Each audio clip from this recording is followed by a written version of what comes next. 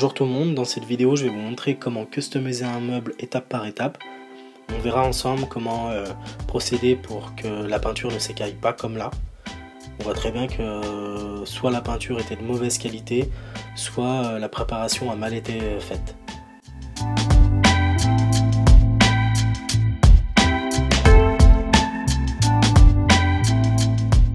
C'est important de bien poncer votre meuble. Ici j'ai utilisé une machine orbitale avec un papier abrasif de 60 pour ensuite reponcer le tout au papier abrasif de 120. Donc j'ai pas filmé les étapes parce que c'était un peu trop long. Donc j'ai quand même bien décapé le meuble, j'ai ramené brut, j'ai enlevé toute la peinture qui s'écaillait, comme ça on repart sur une base saine. Dépoussiérer votre meuble est très important, ça va permettre à la peinture d'adhérer sur le support. Et si vous avez des doutes, vous pouvez toujours humidifier un chiffon en microfibré et passer un coup partout, vous serez sûr d'enlever le maximum de poussière.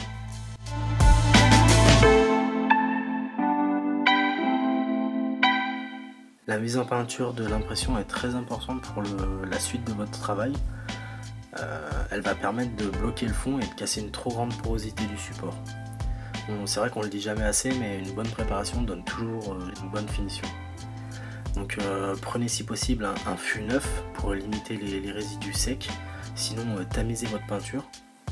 Moi en l'occurrence j'ai pris un pot neuf, une impression destinée pour le bois. Donc je l'ai dilué à 5%, pas plus parce qu'après ça va perdre vraiment elle va perdre de son efficacité. Donc je l'ai bien mélangé, je l'applique avec une pâte de lapin de 10 cm. Donc là je l'applique uniformément, je la croise, je la lisse de haut en bas. Donc je commence toujours par l'intérieur du meuble, je fais les côtés et j'essaye de laisser pas trop de transparence. Et je viens faire l'extérieur du meuble par la suite.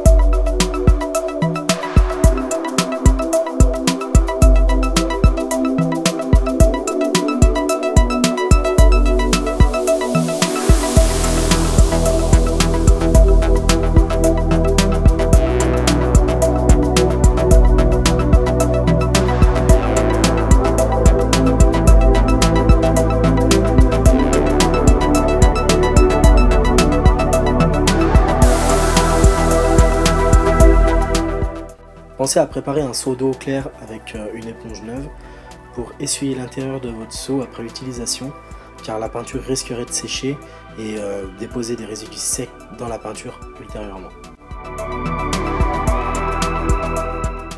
L'égrenage consiste à poncer délicatement entre deux couches de peinture ou de vernis. Faites-le avec un papier abrasif fin ou usagé.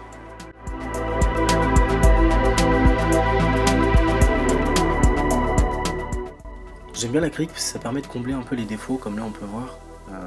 Moi j'appelle ça des noirs, les noirs entre les plaques. Donc après l'acrylique on verra plus rien. Donc faire toujours l'acrylique après la mise en peinture de l'impression, ça va permettre de bien pouvoir essuyer le surplus de mastic.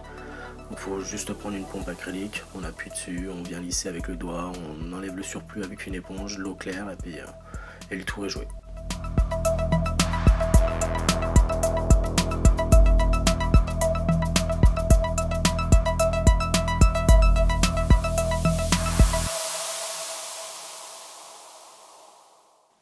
Bon, le meuble disposait de petites roulettes en plastique pas très costauds. Donc là j'ai décidé de les changer avec des roulettes plus costauds. Donc je les trace, je les coupe. Ensuite je viens mettre les roulettes sur les morceaux de bois. Je viens faire les entraxes pour pouvoir percer après. Et voilà.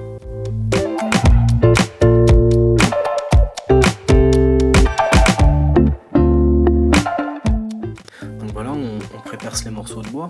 Ensuite on prend des rondelles, des vis à bois, une visseuse et on vient implanter nos roulettes roulette à l'endroit où on veut, on visse tout ça et le tour est joué.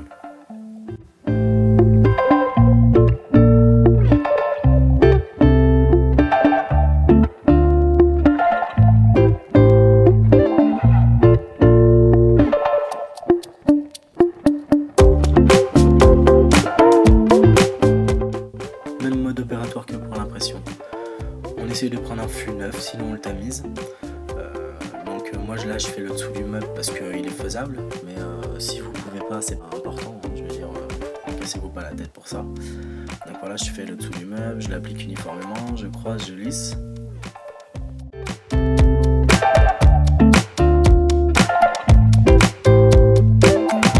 Comme pour l'impression, on commence toujours par l'intérieur, donc on applique uniformément, on croise, on lisse. De haut en bas, moi je préfère de haut en bas, je sais pas pourquoi, mais il y en a qui le font de bas en haut, enfin bref, peu importe. Donc une fois l'intérieur du meuble fini, on fait les côtés et après on termine par l'extérieur.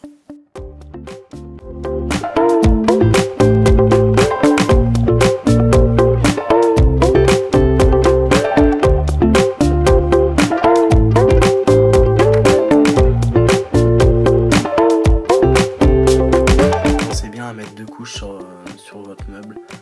Je ne l'ai pas filmé là parce que je trouvais pas ça nécessaire, une couche suffit. Les étagères non plus, je les ai pas filmées parce que voilà. Mais pensez bien à mettre 2 couches, c'est très important.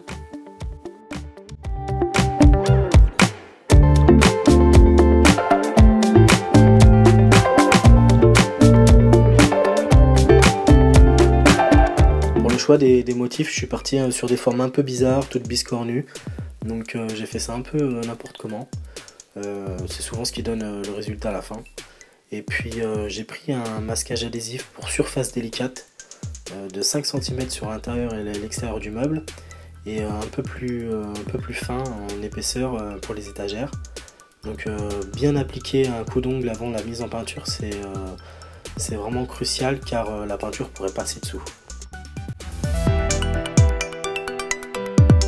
J'aime bien la mise en peinture des motifs car ça permet de choisir l'emplacement des couleurs où elles vont être. Donc comme vous pouvez voir, j'ai mis un petit morceau de ruban adhésif sur certains motifs pour que ce soit la deuxième couleur. La première couleur va être dans l'intérieur de ceux où il n'y a pas de masquage. Et donc là j'ai teinté ma couleur d'origine avec une glaçure teinte noire. Donc là je vais appliquer 2 couches de peinture à l'intérieur.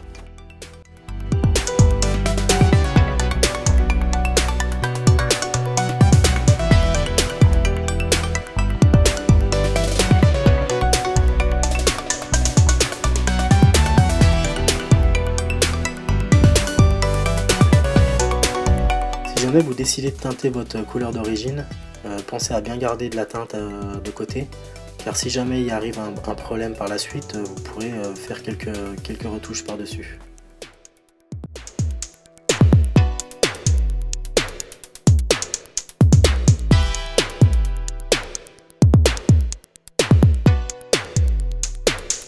Pour la deuxième couleur des motifs, je reteinte ma première couleur teintée déjà, donc je rajoute un peu de surteinte noire, jusqu'à trouver la couleur qu'il me faut.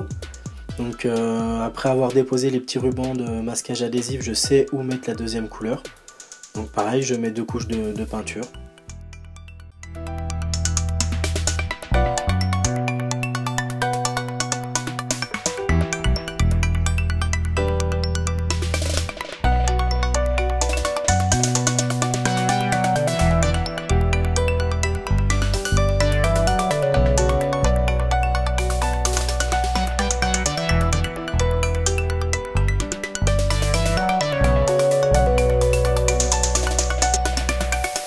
Toujours penser à garder aussi, comme la première couleur, de la teinte de côté au cas où il y a un problème. Bien penser à mettre un coup d'ongle avant de peindre, parce que sinon la peinture risquerait de passer sous le masquage adhésif.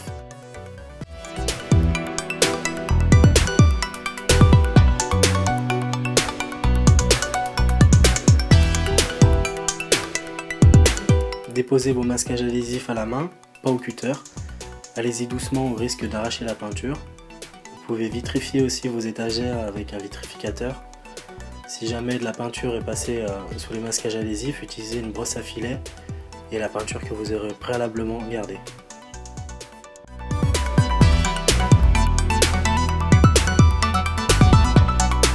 Bon bah voilà, le résultat final est quand même assez sympa. Cette petite customisation m'a beaucoup plu. J'espère que vous aussi elle vous a plu. N'hésitez pas à partager, à commenter, à vous abonner à ma page YouTube. Je suis aussi sur Instagram. Moi c'est une desserte qui va me servir pour mon atelier parce que je suis artisan. Ça n'ira pas dans l'intérieur de la maison. Donc je vais ranger quelques petites caisses dedans. Et puis voilà. Ouais, bah c'est sympa. Allez, ciao.